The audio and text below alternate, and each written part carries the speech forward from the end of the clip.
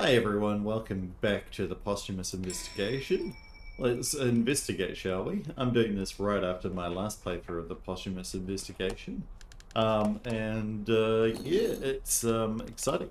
We just reached 91%, so we're very close to the end, and I basically know what to do to get to the end of everyone's stuff now, so that's handy.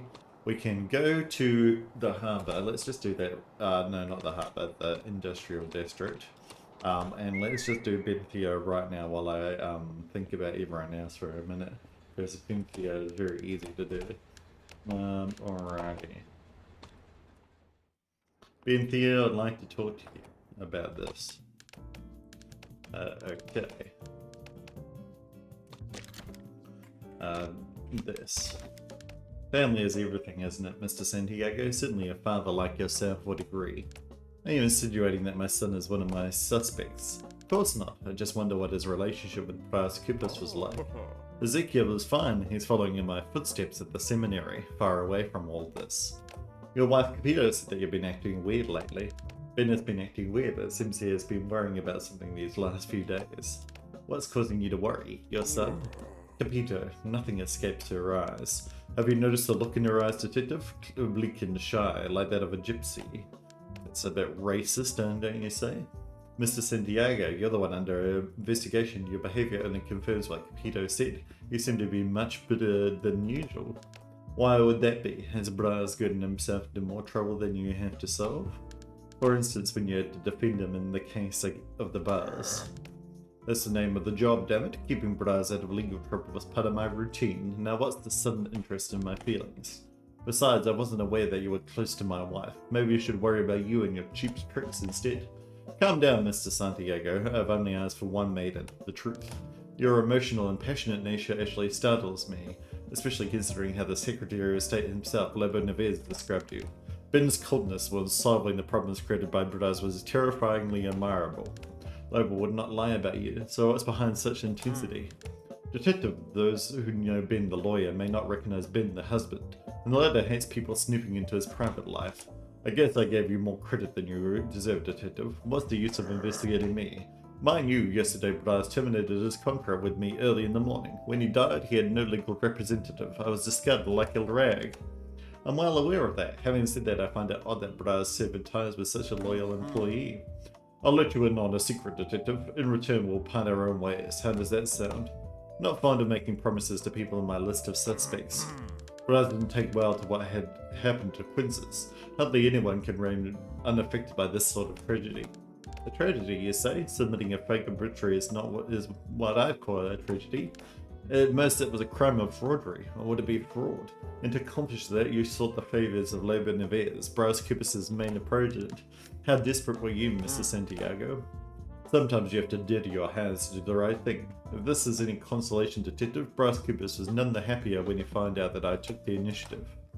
Naturally, since Quinces was a sort of hero to Bearz. Even at the hospital, Quinces remained an enthusiastic thinker.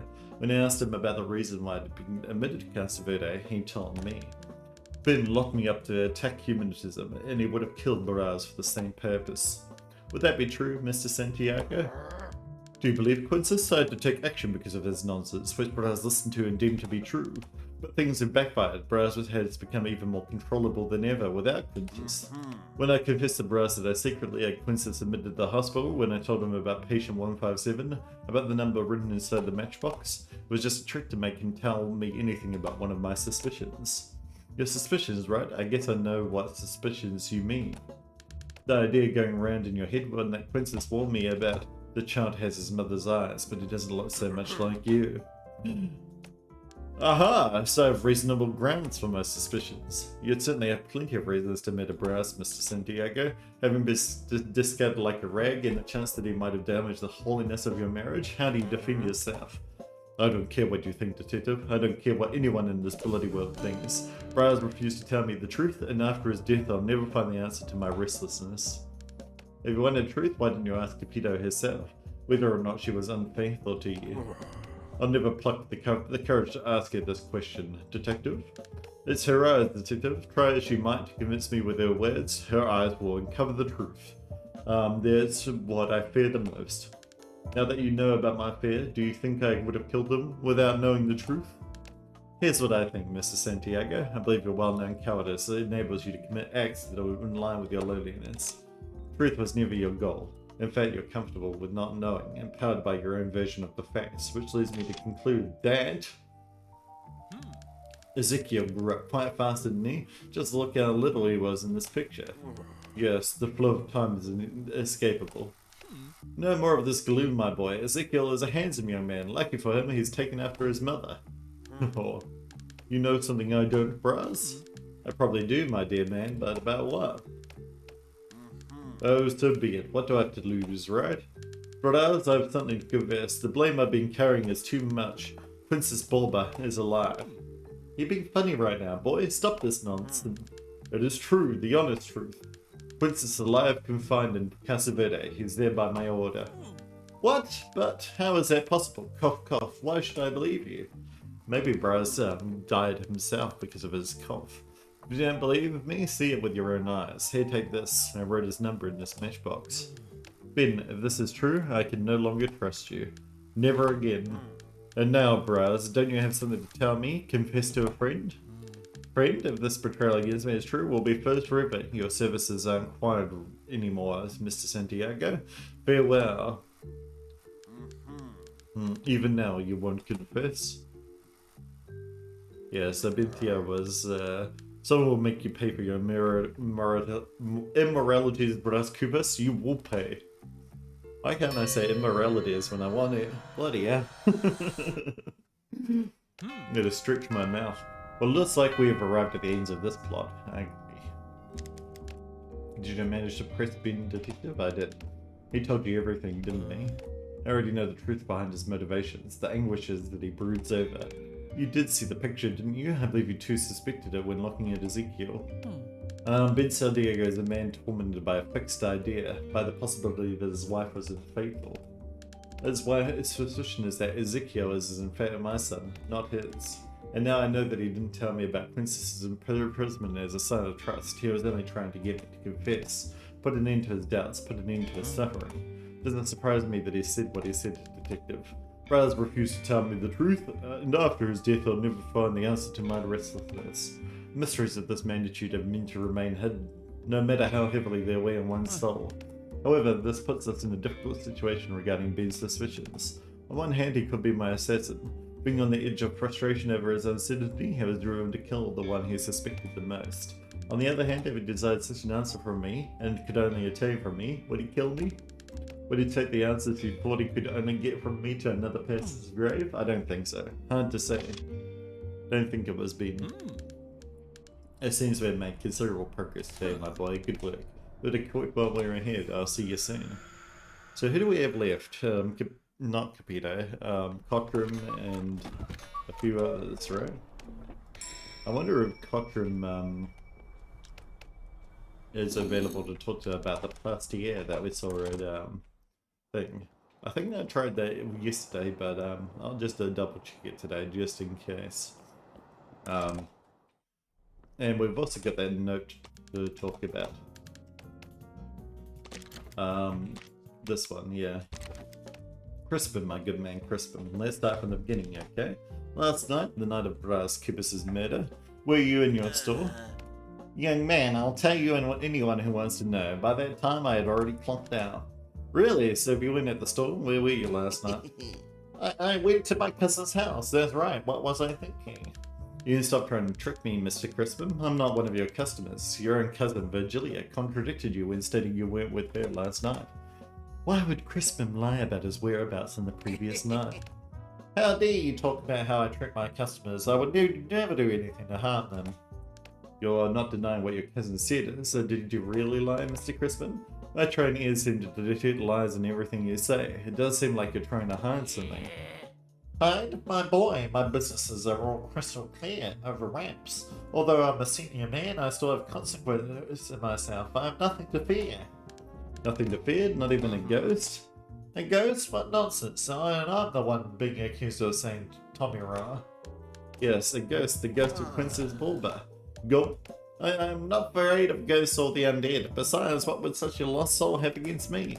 I have news for you. Quintus Bobber is not a lost soul because he's very much alive. But if so, he gave this testimony about your store. There were 2 people at the pharmacy that night, and one of them seemed important. The important person to whom Quintus referred to is me. Why? Can we end it right there? This investigation of yours? I can offer some discounts. I'm sure it'll be worth it. You shouldn't lower your prices or your guard. First you said you weren't in the pharmacy, now you say you were. That the person in the store was you.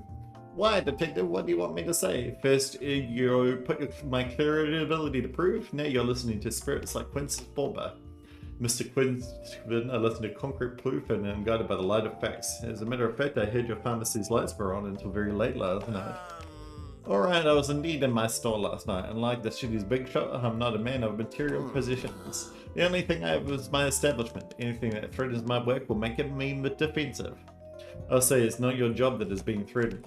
Speaking with a specialist of the human mind, Dr. Bakamati, I've obtained information that corroborates with my line of inquiry. It was said, the person who makes use of lies is seeking self-preservation.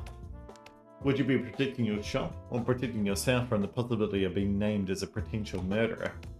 Bakamati, did he say that about me? How did he say it? Is he here? Did he come to get me? Calm down, Crispin. Bakamati is not here right now. But I know he's been here with you last night. That's what he wrote down in the doctor's itinerary, after all. It's true, it's all true. Last night I was in his abdominal presidence, like usual. He has an awful habit of getting his medications late at night. I hate having to negotiate with the most fair person in all city.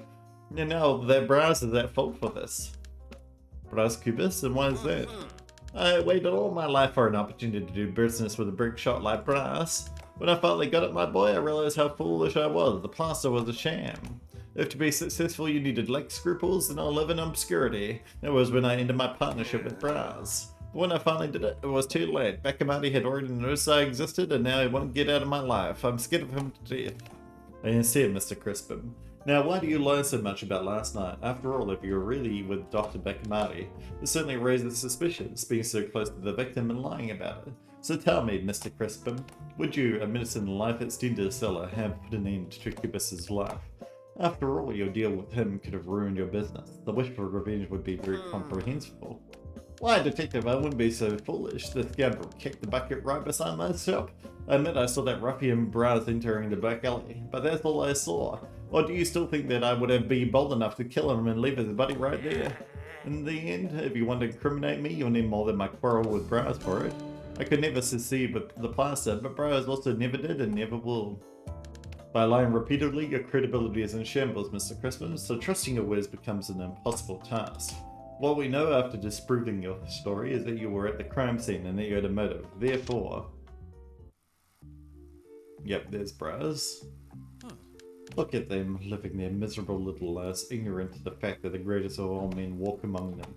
Wait, who's that round, trembling shape? It's Crispin. And who's that giraffe next to him? Ah, that wretched Bakamati. Leave them to their trivialities. It's late, very late. Dr. Bakamati, did you hear that? Well, I'll be. I could have sworn someone shouted my name. No, Mr. Crispin, I'm not prone to distractions. Probably some degenerate. I could have sworn. It's Bearz. What is he doing here? And he's so worn out. Is he spying on me? That devil. When will he stop his tricks and traps? I hope one day someone puts you in your place, Mr. Kubas. Why wouldn't that be myself? I don't think it was Crispin either. But maybe it was. This is it. There will be no guilt for you, Crispin. Always suspected you to be a jealous traitor, and now here's the proof. I could never succeed with the plaster, but Bearz also never did and never will. Our business partnership, the plaster, had the promising of a resounding success, but he was a coward who abandoned ship at the first opportunity. A man as little as he could never attain success, and even if it were to fall from the sky directly upon his face. And thus my frustration with Crispin. We could have made a fortune, but he lacked the spirit. I am not surprised to learn that he was at the pharmacy at the night of the crime, nor that he witnessed me into the alley and shamelessly lied about it. But to protect what he literally possesses, Crispin would lie through his teeth without a second thought. But let him be a liar. We now have the truth, don't we, Detective? A satisfying ending to our investigation, Detective. It's good to find closure, don't you think? This detective work, however, has left me fatigued. How about we leave it at that for now? It's not like we won't see each other again, is it? No, we will see each other again. Let's go. What I want to do now, what I forgot about, is go get Princess and see if we can take him places. So let's go to the Castle Verde, no, to Nobles Park. Go find Princess. Princess, I need you. How am I going to get Princess? Because I need him to follow me places. Okay. And I need him prior to 10, right? What information have I got? I've got Bearz's timeline, which I can quickly look to see how much I've got missing now. Just 3, okay.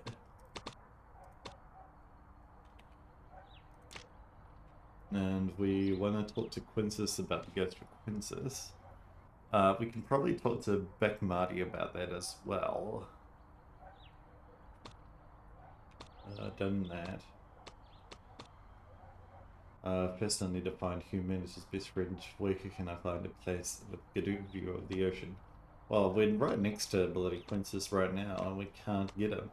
We also need to talk to Beck Marty about this. I thought I could talk to Crispin about the Placer as well, but you know, I wonder if there's any other information that we've got. How to influence Cochrane to beat on the lion. Well, I've already done that, right?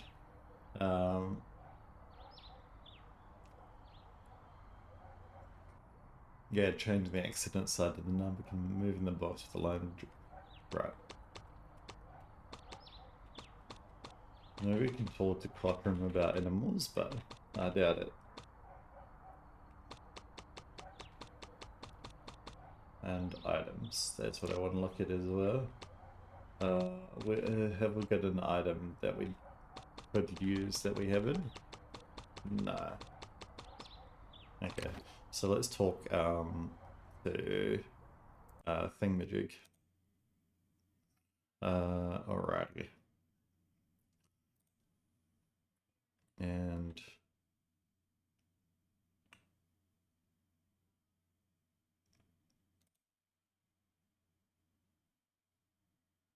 okay, let's go. Oh.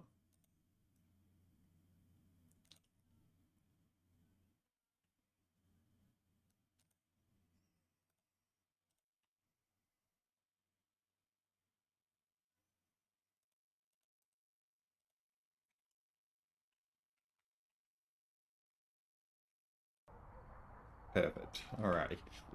Anyway, so let's wait for Quintus to show up. Rubio, sorry. To see if he's got any suggestions about how to get Quintus to follow me. Because I need to get him to follow me well before this. Here we go. I need to come in. Thank you. Alright. Yeah, let's interrogate him. Okay, no. How am I gonna get Quintus to follow me? Can I talk to Quintus, perhaps? Pet. Well, who's a good boy? Who's a good job? Show item. Not carrying any items. I wonder if we can show him, like, the bagel. And see if that does anything. Let's go to downtown. Grab the bagel from the shop. Because I think, yeah, we'll spend today looking at how to perhaps get Princess to follow me. No, not the cheese bread, the sandwich. Right. Let's also grab, yeah, maybe just the sandwich. I wonder what else the dog would like. Perhaps a bone. Maybe we could find a bone somewhere.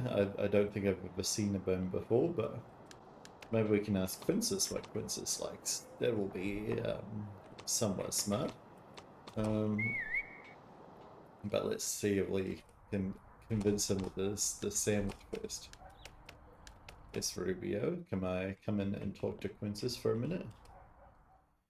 Can I show him the sandwich?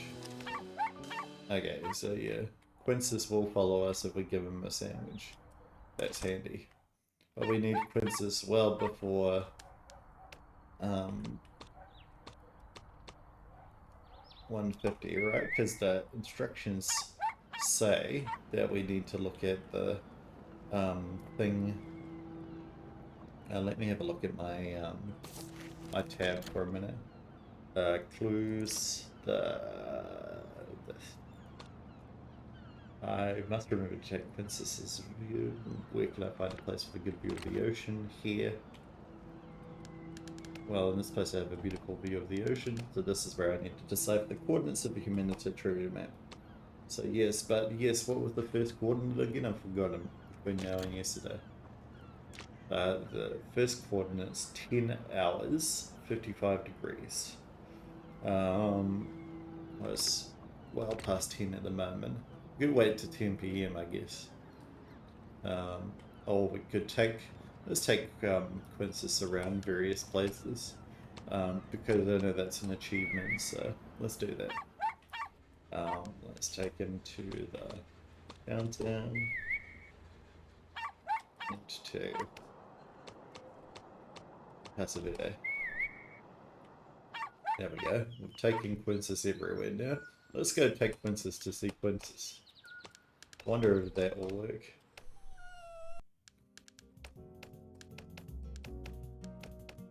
No, he doesn't follow me in.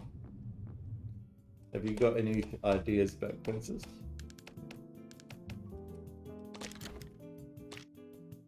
No. And I also have nothing to talk to him about. I've got things to talk to Bakmati about, which might be fine. Maybe I wait for Bakmati to come around. I think that was Bakmati there. So let's wait for Bakmati. Nope. Bakmati, where are you? Hello, knock knock. How you doing, Evelyn? I'm doing well, yeah, can't really complain to be honest. I'm just waiting for Bakmati to show up now. Oh, there he is. Hello, Bakmati. How you doing, my friend? You just played Dead by Daylight? Cool. How did it go? Who did you play as? We can talk to him about Princess, I guess, but let's talk to him about Bakmati's scheduled itinerary. Do you consider yourself to be a methodic person, Dr. Bakmati?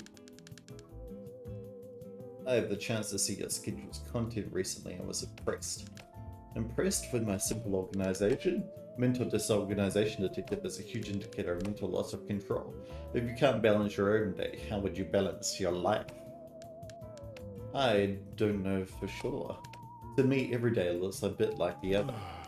Like the other, you say? Do you catch yourself always doing the same things? Do you have difficulty differentiating what happened in the past, present, or future? I guess so. Actually, I wouldn't say I have a future exactly, or a past. Fascinating. Okay. Yeah, I do like Dead by Daylight. It's got good jump scares in it. Yes, I am a new streamer. What else was I gonna say? I just finished streaming a game called The Last Case of John Morley, which is very jump scary, so that spooked me out prior to playing this. It's a little calm down game. Dr. Bakmati, were you downtown last night? Yes. I was with the pharmacist as usual. I was negotiating a lot of medicines for Casa Verde.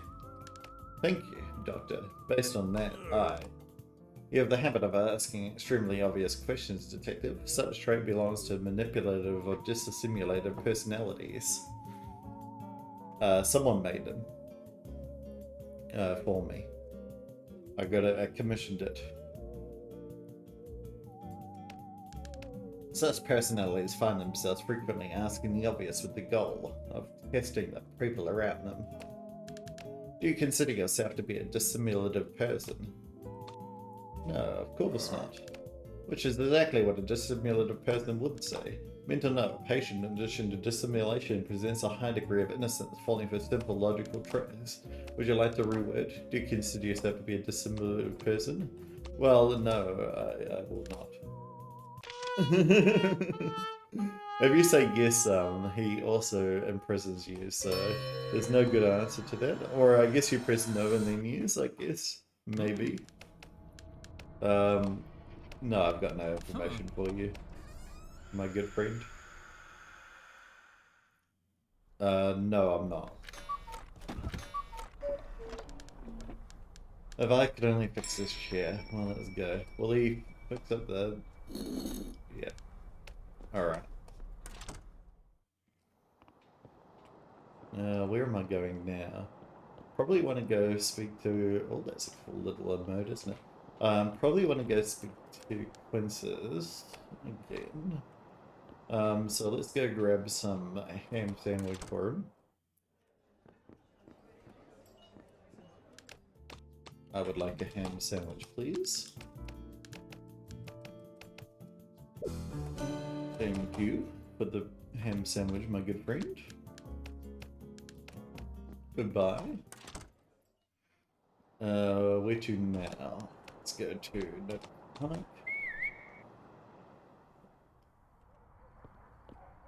Alrighty. Oh, thank you. Helps out a lot. I appreciate it. But I can't give... Okay. So it must be 10 PM when we do the thing with Princess. So we could just try that now, I guess. We could also go talk to what's his name? Oh, I forgot him entirely. Crispin? Beck Marty. Well, we just talked to Beck Marty, and he wasn't very helpful, was he? Let's go to the Arbor. And now we just want to wait for 10 hours, and what's the clue? The clue is 10 hours, 55 degrees already. So let's wait till 10. 3, 4, 5, 6, 7, 8, 9, and then we want to wait till like 9ish here, and then let's go into here. And it was 55. I can't see anything. Is this the right time? Well, we'll wait one more hour in that case then. Fine. There we go.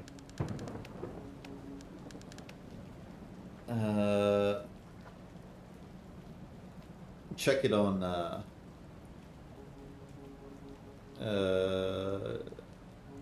actually I don't know. I should be able to see it in my Twitch clips, so that'll be fine. It should show up after the stream. Anyway, let's have a look. I can't see. What? So how am I meant to bring the dog here before 10 PM? I mean, before 10 AM? Makes no sense. I can't even investigate the... It was 55 degrees, right? It was 10 hours, 55 degrees. It's 10 PM now. And it's 55 degrees. But it must be 10 AM, unless I don't bring Quinces here. But you have to bring Quinces at least to the last one. Alright, well, let's get what the... Well, actually,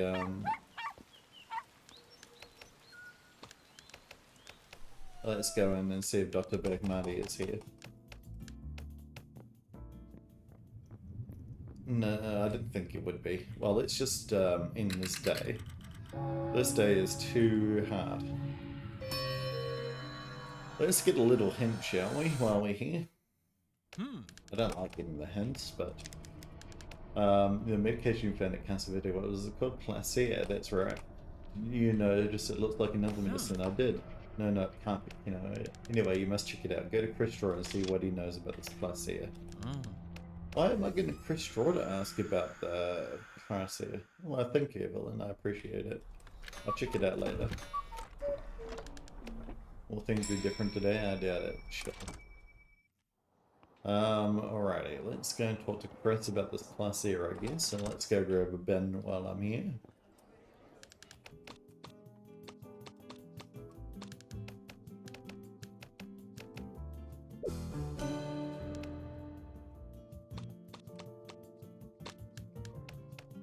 See you later. Have a meet. Where we're off to? We're off to, I've forgotten it entirely now. Chris, that's right, Chris.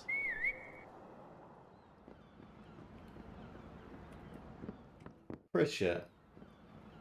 Handsome man. What are you doing in here? Chris, thank you. I would like to ask you about the Placea. Chris Draw, what can you tell me about Placea? Placea? Well, Cochrane must have led us to the careless fool.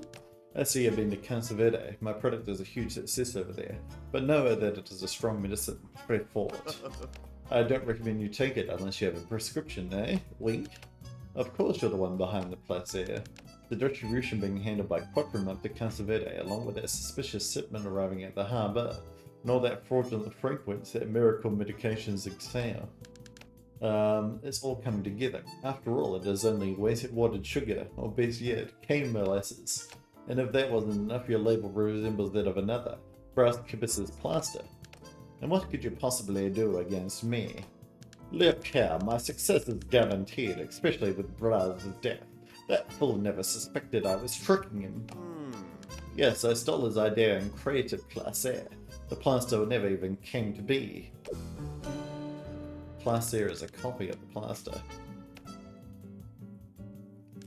But what about the flask found next to Bearz's body? What, that? That was a sample I got him, tricking him into thinking his idea had a future. Don't think you'll get away with this, Chris. There's Mr. Chris Straw for you, Monsieur Straw. And what are you going to do, huh? Call the police? Police, eh? I'm not afraid of cops, you insignificant little detective. Or do I tell your only client, Dr. Beckmarty? Oi, wait, what? Come on, there's no need to fret. Do you want to ruin mon enterprise? Well, bien. I found your Achilles heel. Let's hear what Dr. Beckmarty thinks of all this. Wait and see. In your dreams, you'll never catch me. What about Count Cochrane? Why would I be afraid of that poor bastard? He may be big, but he lacks the guts. He wouldn't lay a finger on me for fear of the consequences.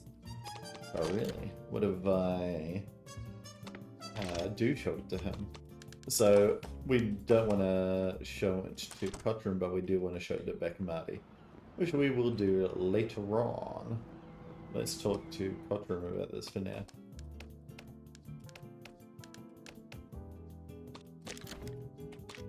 Now we can talk to him about the Placea. Mr. Cochrane, something tells me you can help me with that set of medicine that's been circulating around. Hey, me? Why do you think that?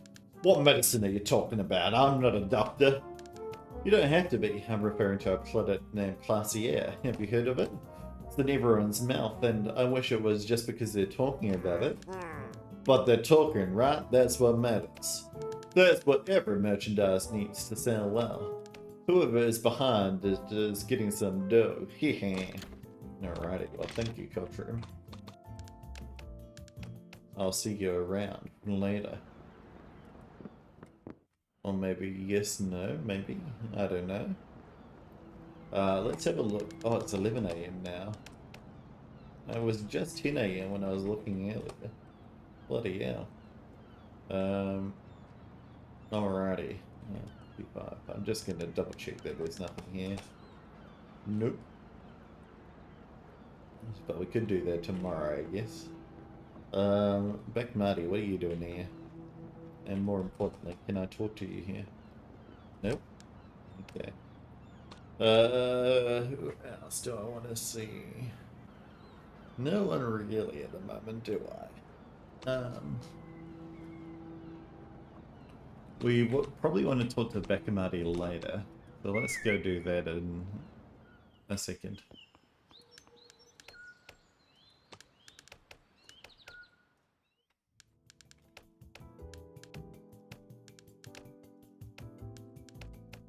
Alrighty, Bakamati, what have you got to say for yourself? Also, Princess, do you got anything to talk to me about? No. Okay. I figured as much, but you know, you're insane, so... By the way, Bakamati always stands in a different place whenever I wait for him. So it's probably best to wait for him over... Oh, that was Lobo. Probably best to wait for him near the door and just see where he lands. Yeah. Bakamati, my good friend. Well, let's talk to him about Placer. Dr. Bakamati, I observed that among the medicines used by Casa Verde is one known by the trade name Placer. What do you know about this substance? Mental note, check on the institution's cabinet security and if there was any violation. The question about our pharmacy is rather unusual, but I would answer it to satisfy your desire, Detective. All medicines go through a rigorous method of evaluation. It is called Dr. Bakamati. Dr. Bakamati? You mean you named the mythology after you? Incorrect. I would never make such a gesture of egotism to name a creation. I see you got confused, Detective. Confusion is something very common among patients in your clinical stage. What I meant was that the method of evaluation was myself, Dr. Bakamati. All medicines need to be approved by me. I observe the color, consistency, smell, and even taste, knowing that nothing gets unnoticed by Dr. Bakamati. So you confirm that you approve that Placer, correct? Evidently so. Just like all the other medicines used in our institution, Placer went through my rigorous evaluation. I can vehemently attest that Placer is a certified medication widely used throughout our institution. Interesting, did that plaster also go through the same evaluation criteria? Don't be naive, Detective. The supposed plaster was nothing more than a deception, a product of Cuba's disturbed mind. In this case, a laboratory analysis wasn't even necessary. The history of fraud by the author of that plaster would excluded the need for a posteriori evaluation. Posteriori? Evaluation. I will never accept such an affront in Casa Verde's pharmacy. How do you reckon you say that? Dr. Bakamati, I have some awful news for you. See, this is not a criticism of you. According to my investigation, the plaster is part of Casa Verde's medicines because it and Placer are the same thing. Mental note, patient's illness is evolving. Far-fetched theories are being conjectured. I'm sorry to interrupt your conversation with yourself, but I can prove it. Why, Detective, let me guess. You'll use Bearz and Mr. Cochrane's merely product delivery man kinship as proof. Correct. Quite the opposite. Cochrane had no clue of what happened. He was used only, as you said yourself, as a mere delivery man. In reality, not even Bearz Cuba knew about it, since he was also being fooled by his own business partner, Chris Straw, Placer's manufacturer. As far as I know, both medicines are nothing but the same formula of water and sugar and the promise to bring relief to the melancholy of its consumers. Taking advantage of your feud with Bearz, he smuggled the Placer to Casa Verde, saying it was a competitor to the plaster. Smuggled? So my suspicions were true. Fascinating. Implies that all this time I've been deceived, just like that fool Bearz Cubas. Placer is the plaster. This means that all of this was nothing but a fraud. That's what I discovered, Doctor. Everyone can make mistakes.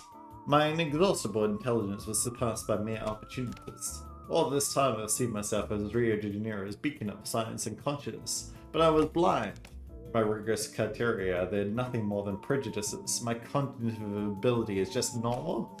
Of all the deviation for insanity, mine was apparently the most prominent. Pride. And not only that, based on my analysis of the Casa Verde patients who were admitted, this proof of my insanity invalidates them all. I acted like a coward, leaving myself at the mercy of the powerful to keep Casa Verde. Security, security, release all the patients. Yay! Might this be the end of Casa Verde? I certainly hope so. I certainly hope so. You are insane, my good friend. Insane! Take him to the lockup right now. And that's why you ended your relationship with your wife, by the way. No, not yet. Bearz and all of them, they'll never achieve the end of Casa Verde. Because even if I free everyone, there's still one patient who deserves this place. Oh my. There's one inpatient who needs to be here. Myself. The Dr. Bakamade. Lock me away.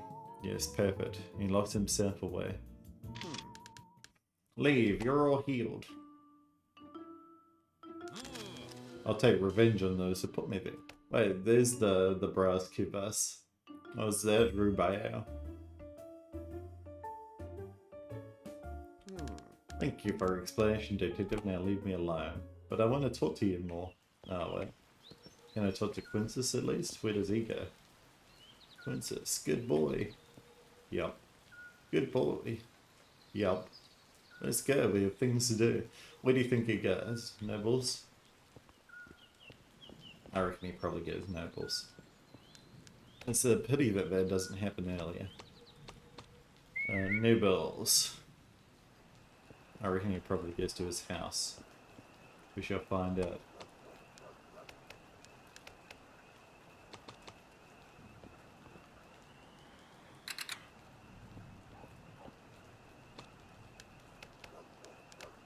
Nope, he does not go to the house. Alrighty. Well, that was a waste of time, wasn't it? Let's grab another hint from Bearz while we're here. Just in case. Among with the two princes, look for the company of the humans' best friend. And get a place where you can look at the ocean. Yeah, I've done all that. You don't need to tell me 3 times. And so it seems you finally made it to Casa Verde and Dr. Bakamade. So what secrets did he in a fortress reveal? Being dead doesn't diminish my curiosity. What did he have to say about Chris and his schemes? Plastier is plaster. This means that all of this was nothing but a fraud. What a crook. I can't wait for Chris to come to this place, so I'll show him. What about this Plastier, huh? Bakamade, who always opposed the pastor, fell for it like a fool. I barely feel as bad for being cheated by Chris out of it. Even Bakamade, and his great knowledge of modern science, was fooled by him. You did well, Detective, in getting such precious information. We couldn't have done it without Cochrane's help. He was the one who opened the doors of Casa Verde to us. Yes, that's true. Remind me to thank that brute later. I mean, never mind. Now let's think about this for a second. Plastier is plaster. I was but a copy of the plaster, and Plastier was molasses-based. Was the plaster also made from the same ingredients? It was. I bet it was. Shameless. That would explain all these barrels. This is something a crook like Straw would certainly be capable of doing. Well, fine. I was prepared for that as long as the plaster was selling. Wait, the plaster was never even produced? That little plaster was merely a ruse to deceive me? The shame of being double-crossed by a second-rate cheat such as Chris is beyond measure. Yes. What is of importance now is that we have even more reason to believe that Chris was the one responsible for my demise. I agree, he's a capitalist, a filthy capitalist. He cannot be trusted. Not only was he ambitious and treacherous, as Cochrane told us, he hasn't forgotten about the plaster. If he had, he would have created such a silly simulation like product, which he himself sabotaged, as we now know. Chris may be officially guilty, and there is only one way we can set the record straight. Go to Chris Straw. He may be cunning and slippery, but when cornered by the truth, he will have nowhere to flee to. So we can now get Chris on our suspect list, which is nice, I guess. Shall we do that now? Yeah, we might as well. Chris. My good friend. You are in the other.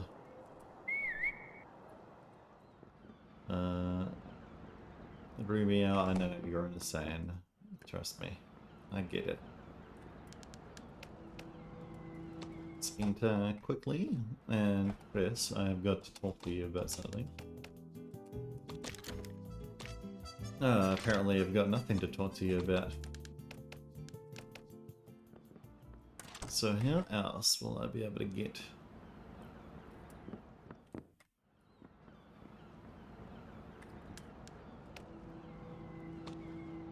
You know what I might do? I might look out here now that it's 10 AM.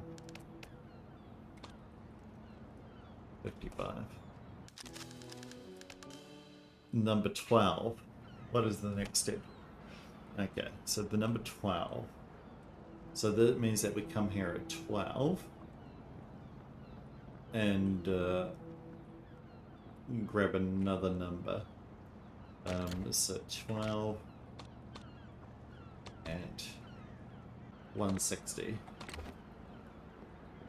And we probably can't get the dog prior to 12 as well, so let's just do that now. 160.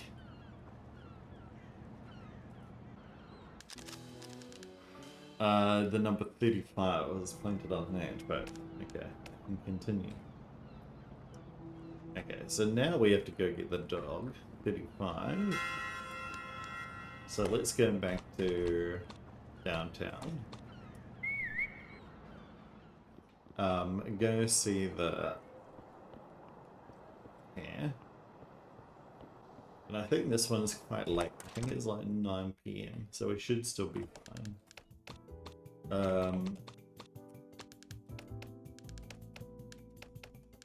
Perfect, thank you. Thank you for the bun. No, I put the bloody cheese bun instead of the sandwich.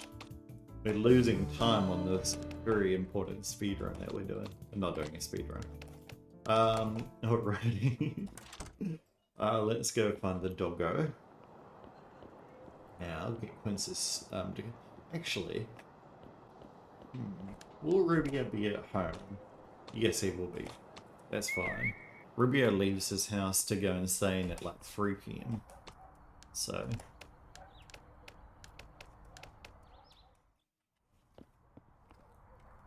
Quintus, come with me. Alright. Now, Quintus, what's our time? Our time is 21 hours. Yeah, 9 PM. I thought so.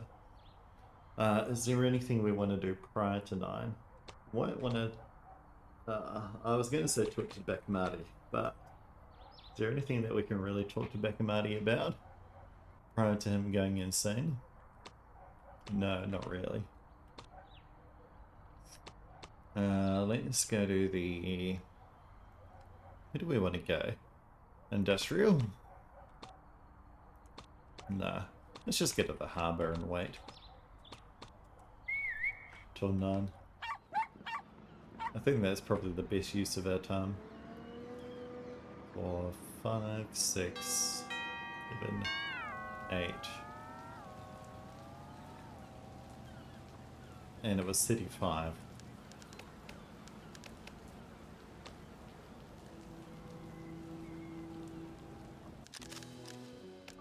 Uh, 180 on it. I feel like I'm so close. But don't we need a doggo now? Oh, we could have a look. 180. That'll be the thingamajig, right? The lighthouse. Yeah.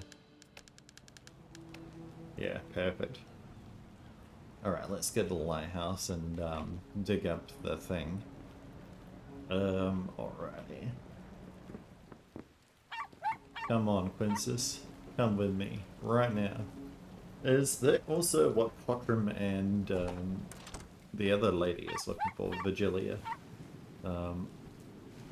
Suppose treasure. So, is a humanity treasure anywhere in this lighthouse? Make Princess dig for it. Princess, your owner told me you know what to do, so let's get started, boy. Oh, come on, Princess, you got this. Humanity dagger. What's a treasure a dagger? Why does Princess think this object is so special?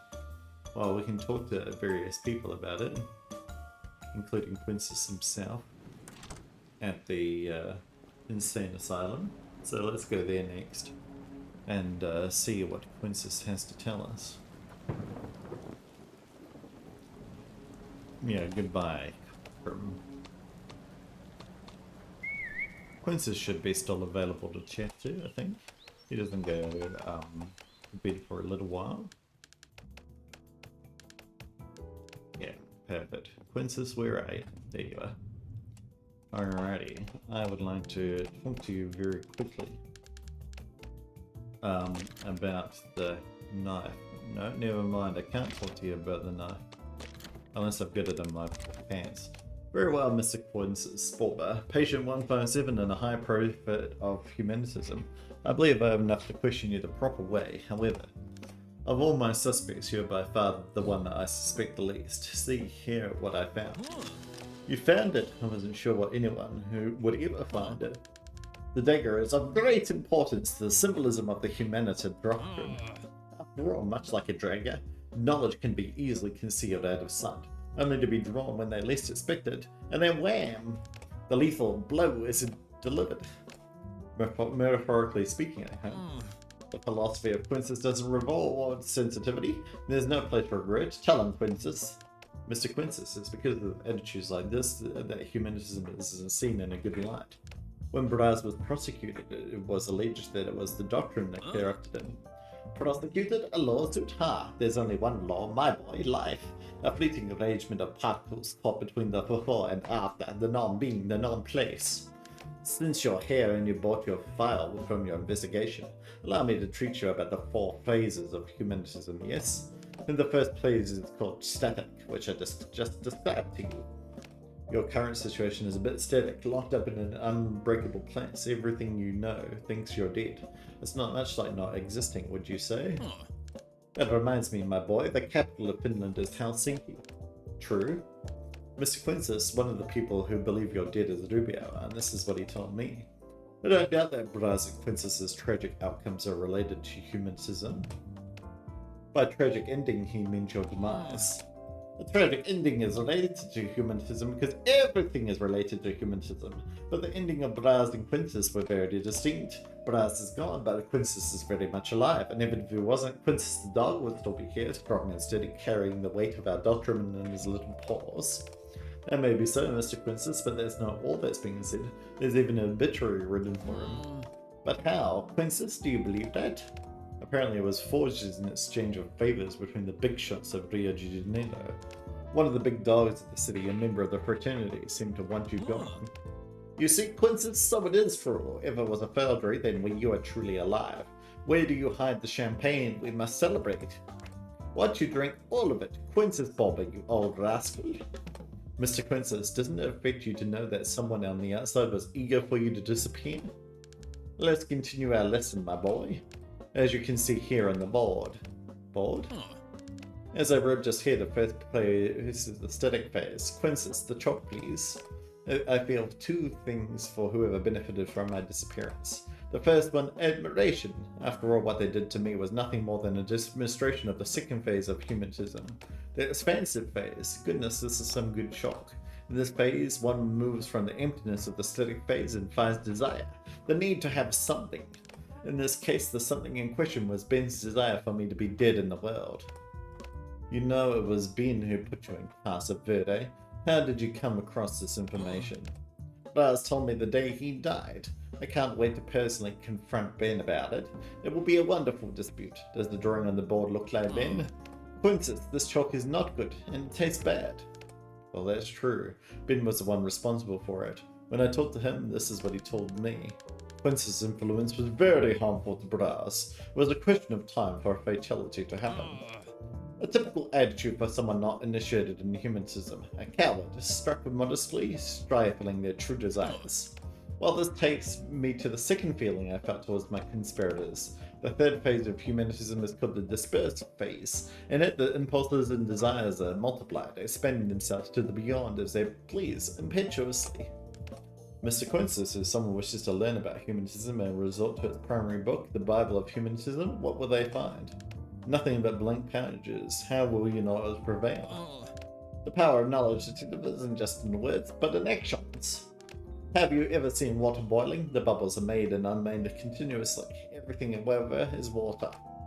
We, you, me, Quintus, were bubbles. Temporary phenomenon, bubbles of the same liquid. You mentioned that knowledge is an action, not words. So what is the meaning behind your actions, Quintus? Why is there a buried treasure? What's the meaning behind the ornate box where the dagger is kept? I have to ask, did you kill Bearz Cuba because of the way Quintus stained the name of your doctrine and had his lawyer lock you up in a sanatorium? You'll only see the truth if you wish to see it, detective, but I'll give you a little hint. After burying the dagger, I revealed its existence to Bearz. Quintus knew that Bearz, that if she agreed, would look for the treasure. The message behind the relic will be clear for any self-respecting humanitor.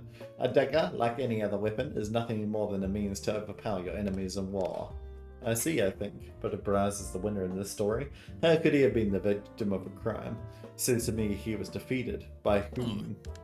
Precisely, we've arrived at the last phase of the humanitor doctrine, my patient student. The shrinking phase, as Quintus named it. In this phase, the humanitor finally assimilates and is assimilated, having his desires met and being completely consumed by them. Quintus, your statement is very questionable. How can you possibly predict that Bearz, once armed with the dagger, will meet his treasure in that alley?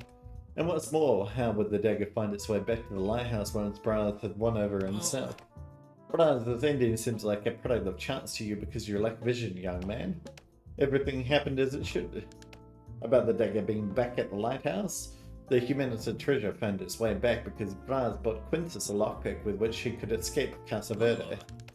Quintus was able to go to the alley and retrieve the treasure, saving it from the cool hands of the police in that dirtily worthless alley. Oh, glorious blade, you are truly the great symbol of our philosophy. The humanitor dagger has decreed the end of Bearz's existence, which consolidates the cycle that proves that the humanitor consumes the humanitor. Very well, I believe you, but if you escaped Casa Verde last night, why are you back in here? What happened? Quintus, he still can't see it. I may be just another crazy man to other people, but I don't mind the Cuba. Sometimes things must remain hidden until the very last moment. Really? Okay. Bearz, what have you got to say for yourself? Oi, what are you doing in my room? Can't you see I'm busy? I'm sorry, I believe I'm in the wrong room. Quintus? Of course you're in the wrong room. This one is mine. Yours is number 45. No, sir, you must be mistaking me for someone else. The greatest of all humans doesn't make mistakes. What? Go on, my train arrives in 5 minutes. So it is you, Master Quintus. What a deplorable situation. Deplorable? What do you know about deplorable? You nurses know nothing of the matter. You know all about sedatives and veins, but nothing about the heart of men. The ocean, dear man, the ocean. All we need to understand the heart of men can be learned from the tides. I wish I could understand your words, Master. There's nothing to understand. It's not supposed to be understood. It's supposed to be found. Found? Found what, Quintus? What do you mean, what? The treasure, of course. Treasure? But Master Quintus. The treasure, yes, the hidden key for all the knowledge of the humanities. This artifact has the power to protect anyone from all evil, from every danger. Oh yes, you're referring to metaphorical key, I see. No, only the weak without fingers to manipulate the truth appeal to metaphors. I abhor metaphors. The key which I refer to is real. I also abhor metaphors. Subtlety is dead art. It's buried next to the lighthouse, right there for the taking. And so, Quintus told him about the dagger. Very well, Detective, let's finish this plot. So that's Quintus done. Impressive, Detective, very impressive. You had already given me your reasons to trust your capabilities before, but this time you've really outdone yourself. Look how many things you've uncovered, progress that you've made. But let's address the evidence. What logic should we use to connect the facts? Quintus, the creator of humanism, gathered the precepts of this cult in a book. He called it the Bible of Humanism. Yes, exactly.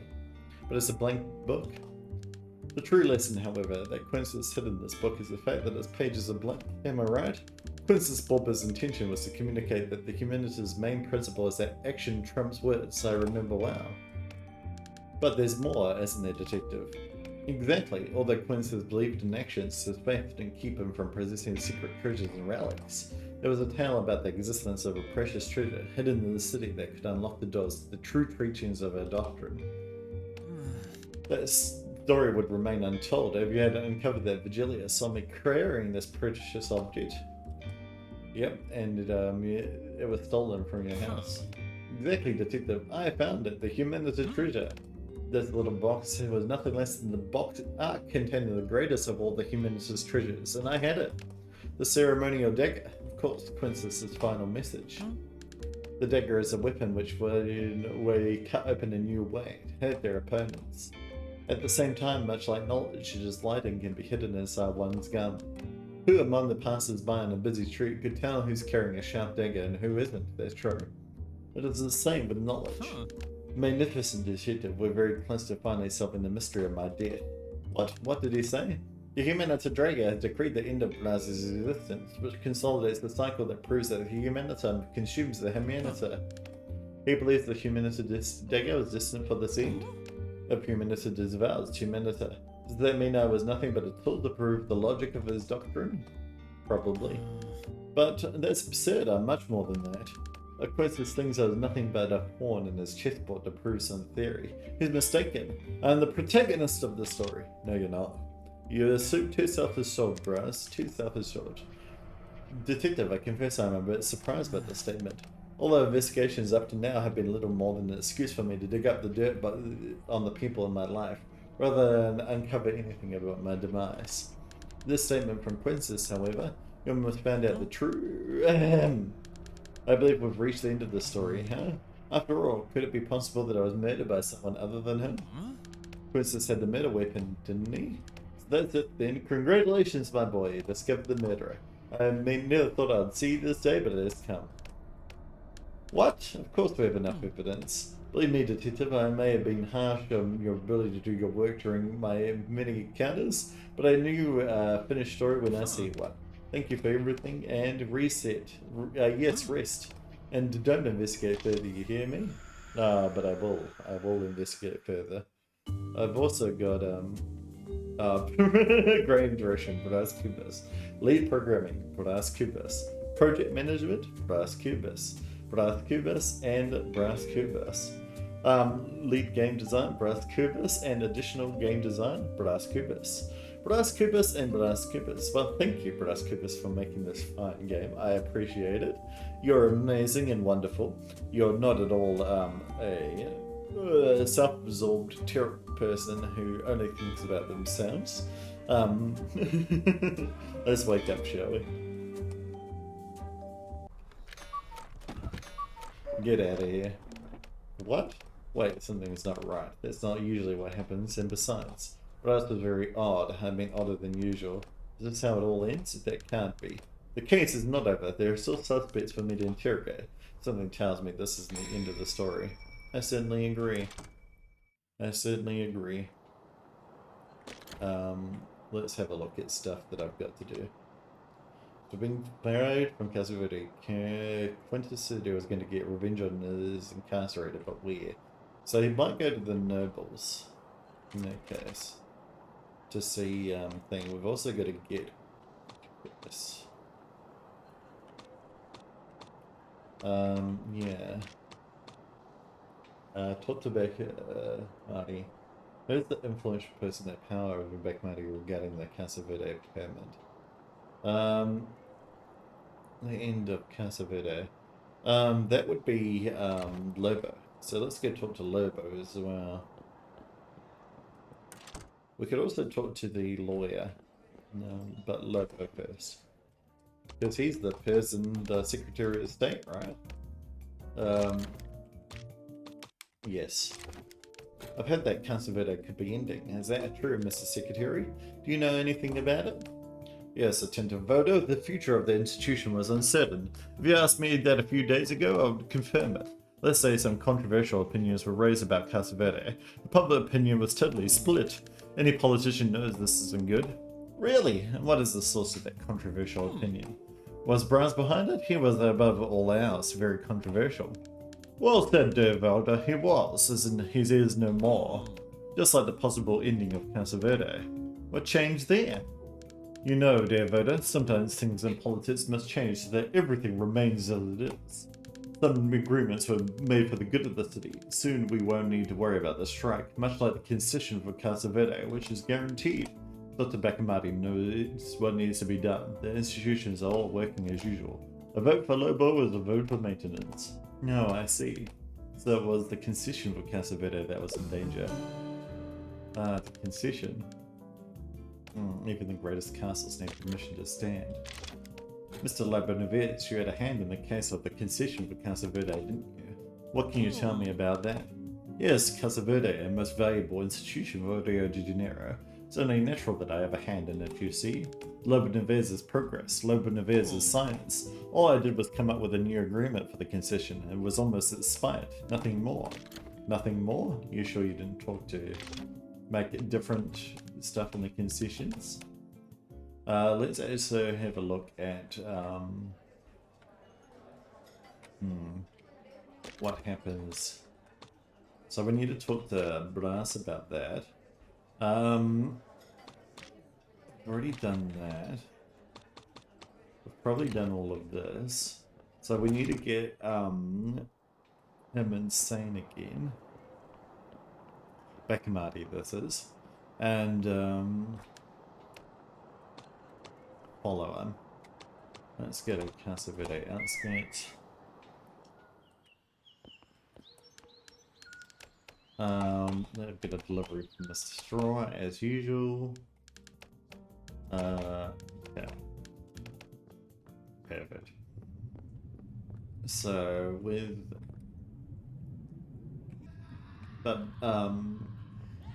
Princess's captor was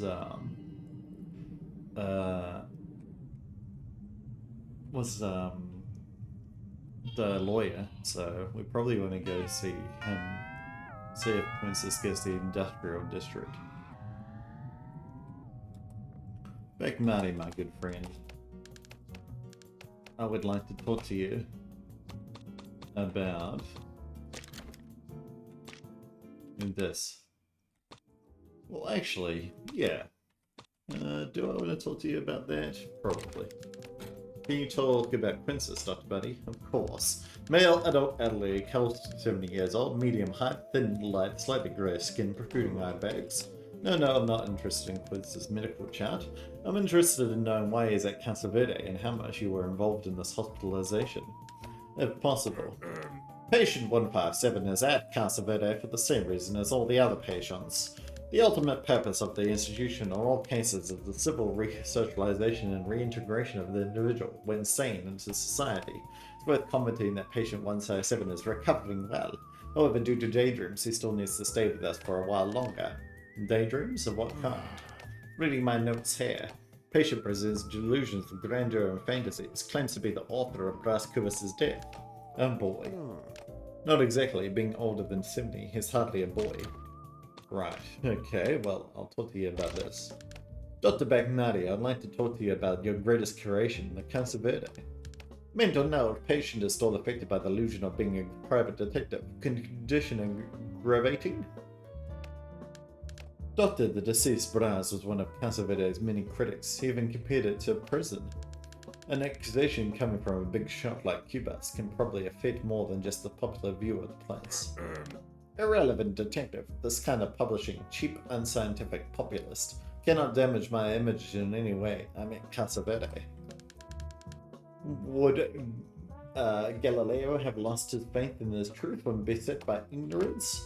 But in this case, Doc, maybe you're not in the role of the misunderstood genius. You're the persecutor. Mr. Cochran, for example, commented this about the dispute between you and Bearz Cupas. Bearz criticized Casa Verde. He lied poking the bear. So poked the most dangerous bear in town. I forgot my Cochran voice for a minute. Cochran sees the world through his limitations. People forget for what they don't know. It was my wish that everyone enjoyed some time at Casa Verde to learn of its benefits. Benefits? Being discloistered and watched constantly? Besides receiving treatments that are rather questionable? What are these benefits? Questionable? Did you perhaps make this offer of voluntary commitment to Bearz Cupas? After all, Miss Eva testified like this, mentioning your characteristics. It was only his coldness, his self-control, and his self-discipline that stopped him from immediately responding to Bearz's provocation. Detective, I'm starting to get uncomfortable with your insinuations. What is this, an emotional reaction from Dr. Bakamati? Emotional? What are you talking about? Science and reasons always have and always will guide my life. Always, Doctor? What was there a time that in the past where other passions occupied your mind? I worked hard to get rid of the chains that feelings impose upon men, really hard. If you interrupt this inquiry for now, I'll let you go with a plenty of mental soundness diagnosis. You're having PMS, what do you say? I'd rather continue. We still have matters of the heart to go through. Now tell me, isn't it true that in the pastor's case you also acted guided by your emotions? Was your refusal of this medicine simply because of your enemy's involvement, the recently murdered Bearz Cuba? Was it proven already that he was murdered? Actually no, but it doesn't invalidate what I was going to say. Your enmity with Bearz was such that you refused the plaster, when you accepted Placia with open arms, even though it had the exact same shoddy formula. What? But how is it possible from your institution to have a lasting future when its director, a so-called beacon of reason, is in reality a man guided purely by his instincts? As is evident, the end of Casa Verde is inevitable. What the dedication to a place in the ideal? It represents point due to man, huh? From what we believe in, we're capable of doing anything. Your most distinguished patient, none other than Quintus Borba, said this about your wife Eva and Lobo Neves. He threw it to the wolves in exchange for his most valuable possession. You know what he's referring to, don't you?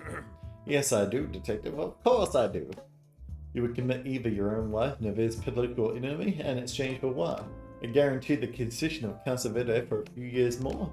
How could a man do this to his own wife? Were you motivated by Eva's divorce application? The man entirely moved my reason. Ha! Again, you're right, Detective. Having been capable of doing all you've done to protect Casa Verde, would you be capable of ending Bearz Cubas's life? Casa Verde is my life's project, and nothing can make me disbelieve in the good it represents for humanity. Neither Bearz nor anyone will take Casa Verde from me. It is my life and I'll do anything to protect it. I am Casa Verde, and Casa Verde is me. If this is madness, then you can lock me up with it. I see no other fate than this one, Dr. McMarty. Being locked in your own Casa Verde was always your fate, even more so after this crime. Therefore, Mr. Kubas, who came to Casa Verde looking for help, I understand. However, the usual process of admission involves other steps. Come, let's begin. Dr. Becamati, take your robot hands off me. I'm only here to set Quintus free from this dungeon you manage. Careful with that tongue when you speak of Casa Verde. I mean, we are a serious institution. Discharging patient 157 will be very unwise given his current state. Your very present worsens the patient's poor condition, thus by our regulations it is not allowed. Nurses help Cubas find the exit. Very well, Dr. Becamati, I got the message. If your institution is as beneficial as you say it is, certainly you won't deny me 5 minutes to say farewell to the patient. Yes, we are a beneficial institution. Cubas, I give you 1 minute, not a second more. It's enough. Quintus, take this. Come on, wake up. I know you're in there. Take this key, guard it with you. There are only 3 doors between you and freedom. Do you understand? I hope you do the right thing. Your time is up, Mr. Cubas. It's time to put an end to this disrespect for Casa Verde once and for all. What did he give Quintus? The key, I know. The lockpick. But the lockpick broke on me after 1 use. So you're back with news? Let's talk about it. Well, Bearz, you won't be happy, but I figured out who murdered you, and it's Quintus. So, Detective, you confronted Becamati and survived. Impressive, truly impressive. And there's your success. And longing for answers. What did we cover? What did he tell you? Neither Bearz nor anyone will take Casa Verde from me. It is my life and I'll do anything to protect it. We'll do anything to protect it. I can certainly believe that. Spoken like a true madman. But what could have caused such a troubled man to abandon his steadfast resistance? Certainly only one person could have. Oh, Lobo Neves. I knew that scoundrel was involved. But what again does he have to do with this? The last time we spoke we mentioned how Casa Verde was in its last days. And it was Lobo who kept Casa Verde from closing its doors for good, eh? Certainly by using his political connections for a concession. Coming, the old Neves. So that's what Quintus meant by saying throw him to the wolves, an allusion to Lobo Neves. And when he referred to Becamati's most precious good, he was talking about Casa Verde. It's obvious. Yes, that's true. And it means precious he turned out against his only ally even. What could such a person be capable of? Certainly of any of the horrible deeds a man can manufacture in the shelter of his own insane mind. Would such a man be above murdering someone? I say not. Troubled by his own obstinacy, he refused to make any concessions, relentlessly pursuing his desires and shielding himself from his adversaries. Speaking of which, Lobo Neves had much to gain by making business with Bakamati for this concession. Eva, leader of the strangers, was a thorn in Neves' side. He would have done anything to get rid of her, and so Bakamati agreed to hostilize his own wife in exchange for his dearly beloved institution's survival. A man falling for his own ideals, certainly, but alas, it is a sick love. A mad love, I should say. Isn't it, detective? Capable of anything and everything, even murder. Bakamati positioned himself as the bastion of sanity, but he carried with him a deep sickness. If he ever loved, if he ever was a person capable of feelings and empathy, the scientist cast it all aside. And for what purpose? For what in his mind is progress? For what he considers the future? I'm a dead man, detective. For me, the future is no more. And as a great detector of Casa Verde, Dr. Bakamati would certainly benefit from my demise. Could he have a hand in the death of his beloved institution's public enemy number one? We might never know. But we know that Bakamati, thanks to his sick dedication to Casa Verde, stabbed the only person who cared for him in the back. What else could such a person be capable of? Exactly. Bravo, detective. Your sagacity revealed many hidden layers in this convoluted story. Now maybe it's time to consider that certain revelations may come at a high cost. Think carefully before taking a step further. Well, Bearz, I see that you are still against me doing my investigation, but nonetheless, we will continue. We've only got one thing to investigate now, and it is the mysterious.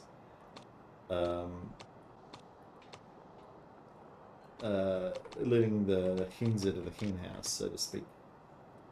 Which will put a target on this back. So let's go do that. Go to the Casa Verde outskirts.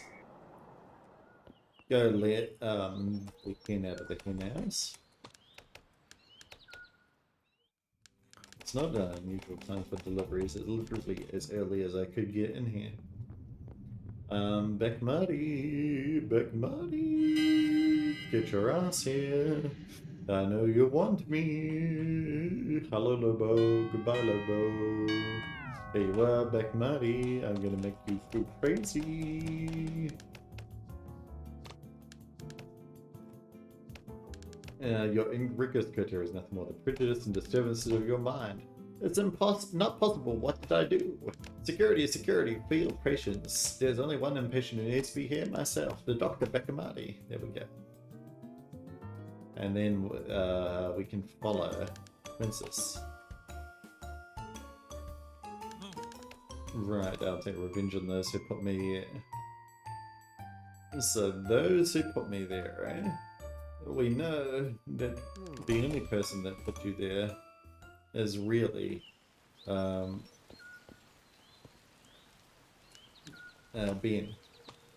So let's go to the industrial block and see if he shows up at Ben's house. Although Ben is not here at the moment, is he? Oh, someone's broken in. Yes, here's Princess. Are you here to join my vendetta, my boy? It's a pity no blood was spilled, but opening that safe was dead easy. I just had to listen to it carefully. Good thing this was one of those talkative types. What did you find in this safe? Oh, a safe behind a painting. So typical. Good job, Mr. Princess Bulba. What's all this paperwork in here? Oh, Rio de Janeiro, February 25th, 1937. This agreement determines the totality of the rights over the medicine called Bearz Cuba's plaster as belonging to Bearz Cuba's. The company CS Imports liability will be limited to transporting the raw materials and packaging the product.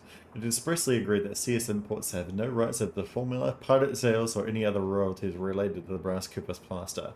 This current service provisioning partnerships may be revoked by Bearz Cuba's at any time with no prior notice. Right, I see. The documents inside are legitimate. It means Chris wasn't doing really well. Well, Chris is at the club at the moment, so we can't talk to him. So we better just go to sleep. But we can talk to him in the morning.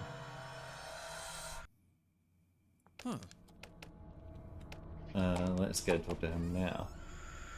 Bye, Bearz. And this will be the last guy. and then the game will truly be over. Isn't that sad? I'm liking this game. I don't want it to end. Where? But all things must come to an end. This has been my longest playthrough so far. So, it'd be good to have it over. But, yeah, let's go talk to Chris. Chris, my dear friend. What are you doing here? How are you feeling right now? You feeling like you can perhaps talk to me about this? Chris. Mr. Chris Shaw, a man as busy as you must not have a lot of free time, so I'll get straight to the point. How was your business with the late Bearz Cuba? How was it? Business is good, detective. Everything's going très bien. As a matter of fact, my business with Bearz is only a small part of my portfolio. My investments are diverse.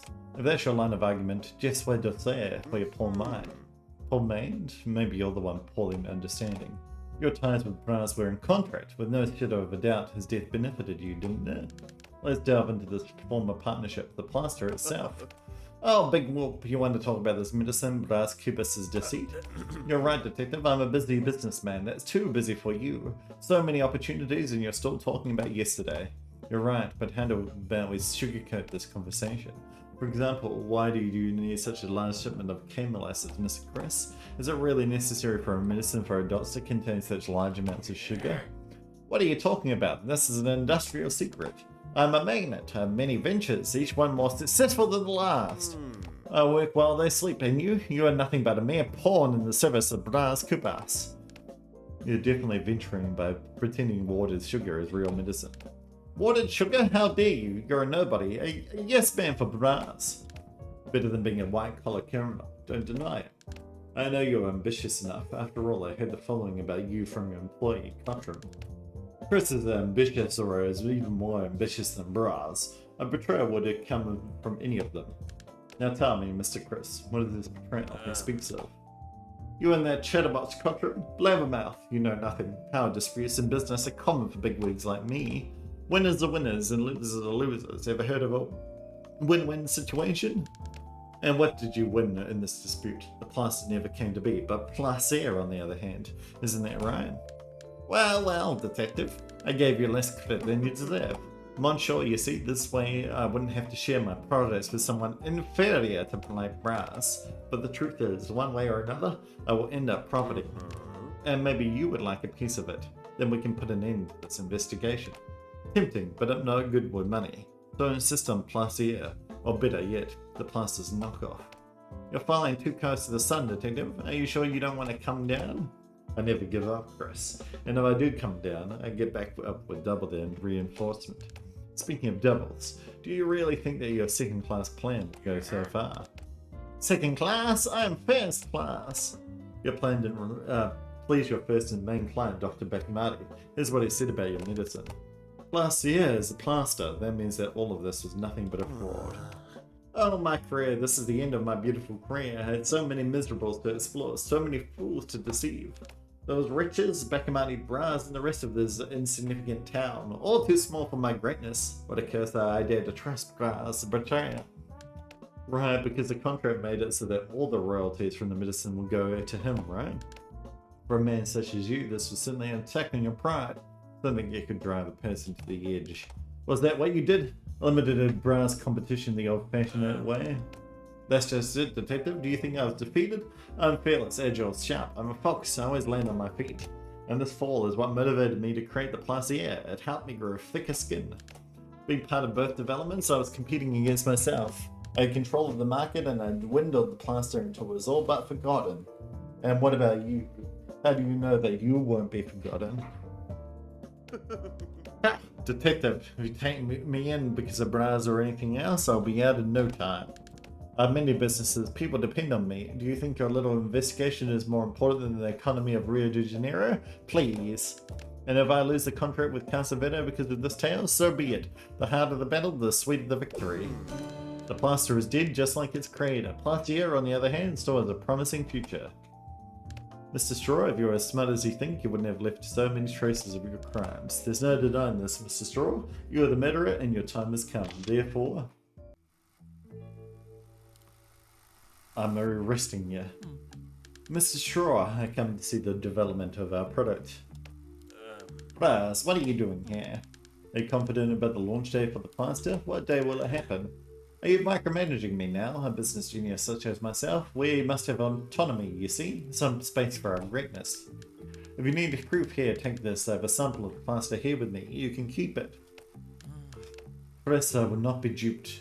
When will it be launched? I need to know the date. He's sick. You need to know the date, Bearz. Very well, let's talk about what we need. What I need is the largest share of our business, Mr. Bearz Cuba. I'm working like any other salaried worker. I'm not even profiting from this. Honestly, Chris, I could be less interested if you need to roll up your sleeves to fulfill your part of the contract. We'll launch the plaster tomorrow. Am I clear? If not, my lawyer will ensure that all your stocks are collected immediately. You don't know who you're dealing with, Bearz. I'm not just anyone who you can intimidate and get away with it. Chris Straw has means of making you swallow your own words. And I will, right now, when I kill you. In the back. Well, it looks like we have arrived at the ends of this plot. We've arrived at the ends of every plot, Bearz. Every plot. I can't believe it. You managed to escape something from that straw's neck. Considering your specialty is the trading of counterfeits, we have a great deal done, detective. Did you do it? Yes, but of course. You rubbed the plaster's royalties in his face, didn't you? I certainly did. Haha, I'm happy you found that contract. He has no way of denying anything. Chris may be a skillful businessman, but Cubas is always one step ahead, or at least was. Now tell me, was he very angry? Did he lose his mind? I would have loved to be there to see. Proud man and therefore self-assured when defeated, they usually take on pathetic roles. What did he say?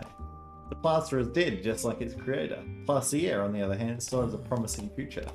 As if he thinks Plastier will have a long life, he is very mistaken. Now that Kamadi knows that Plastier is the plaster, I doubt Chris will manage to negotiate anything with him ever again. I may have overestimated Straw in his cunning, detective.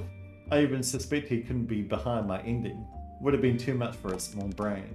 Chris's machine moved by greed, not cleverness. Could he have taken what it takes to kill a person and leave no traces? No. Chris Straw may have done all he could to be large steps ahead of me, but little did he know it was checkmate on his very first move, even though it looks like the opposite. It seems that we've finally reached the end. Each of the characters in my life, my short life, probably revealed who they truly are. All thanks to you, detective. In reality, the situation you find yourself was created by me exactly for this purpose. I was more than just your client. You're the centerpiece of a game I created myself. You're the lantern with which I, Bearz Cuba, eliminated the true nature of those around me. My goal was never to uncover the truth about my demise, but to discover what my many adversaries truly thought of me.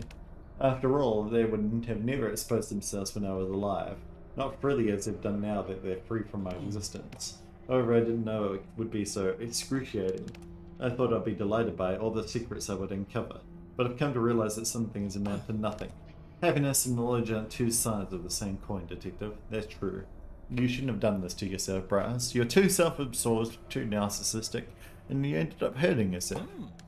I'll allow you this, detective. This is the last time in this game that I'll give you anything more than a mysterious, vaguely written letter. The hour has come, and after all this time I'll allow you to point out the one responsible for my demise. I can certainly point out the one responsible for your demise. It was... where are you? It was Bearz Cuba himself. It was... well, Bearz Cuba is not on here. Who do I think it actually was? I think it was... Sophia. It was Sophia. I don't actually think that Sophia is the culprit. So the choice. Oh, Bearz Cuba. For him, you need to point to one of the suspects. No, touch that hurt. You know, stop that, detective. You need to solve the case. Why you're insisting on this? Wait, you're accusing me? We've talked about this back in the beginning, Detective. It wasn't premeditated. Well, since you're so determined in blaming me, go ahead. There we go. Yes, I will accuse Posthumous of killing himself. All my life, hard labor had never appealed to me. However, there are some things that a man must do for himself, especially digging up a treasure. Just like Incas had said, there was indeed a Humanita treasure. Winkers and Humanita? I've been pronouncing them wrong this whole time. An ornate box, a much adequate decoration for a treasure of knowledge. Oh, really? After I lost Virgilia, she left me with nothing but her handkerchief as a memory. That's true. I turned my attention to the box containing the Humanita treasure. And there was a dagger inside. The You knew what to Humanita do. treasure is a weapon, a dagger. Mm-hmm. My mistake was carrying it with me like a talisman. Little did I know what fate had planned for me.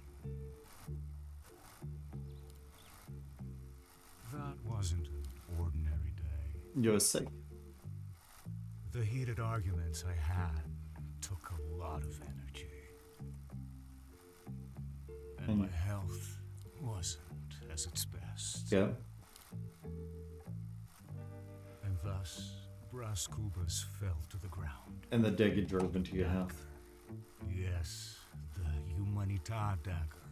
The treasure of our order found its home into another chest, my own. In despair, I removed the blade.